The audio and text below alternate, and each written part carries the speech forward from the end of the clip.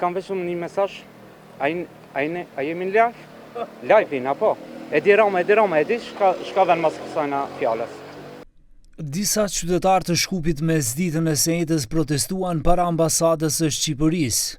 Ambientalistët thonë se kanë dalë në përkraje të qytetarëve të Shqipërisë kundër shitjes së tokave në Zvërnes të Vlorës.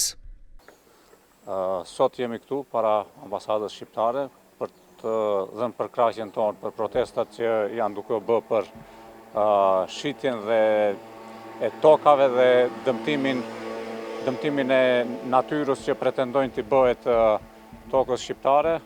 Natyrisht që ambienti, natyra, ekologjia nuk njohin kufi, as politik, as geografik.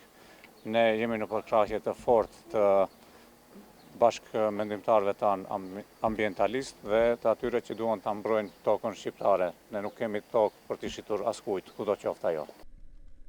Disa protestues dhanë edhe mesazhin politik, duke vendosur pelikan plastik dhe parulla para godinës ambasadës shqiptare në Shkup, se nuk lejojnë toka për të shitur as dhëndrit e as nusës, por që vendosin bijtë e Shqipërisë për tokën shqiptare.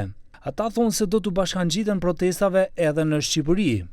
Kjo protestë organizuar nga grup jo formali qytetarëve e ka porosinë e vet pikë së pari ekologjike për mbrojtjen e tokës, natyrës dhe shpezëve Shqipërisë. Ne jemi pak njerëz këtu, po kur vjen puna për Shqipërinë gjithmonë përçojmë një mesazh i cili është përtej mesazhit ekologjik, ajo është mesazh politik se Shkupi është me Shqipërinë. Nuk jemi këtu kundër askujt.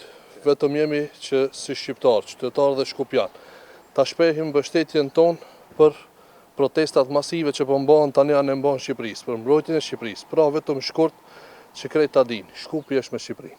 Protesta tani e tritit po mbahen në Tiranë kundër rrethimit të një zone të mbrojtur të natyrës në Zvërnes të Vlorës, ku planifikohet të ndërtohen në resort turistik miliarda dollarësh, duke ju referuar investitorëve të huaj strategjik Gerard Kushner dhe Ivanka Trump, të familjes së presidentit të SBA-s Donald Trump. Për këtë çështje shteti shqiptar thotë se ato parcela disa hektarësh janë pronë private, por që lejet e ndërtimit i jep vetë shteti.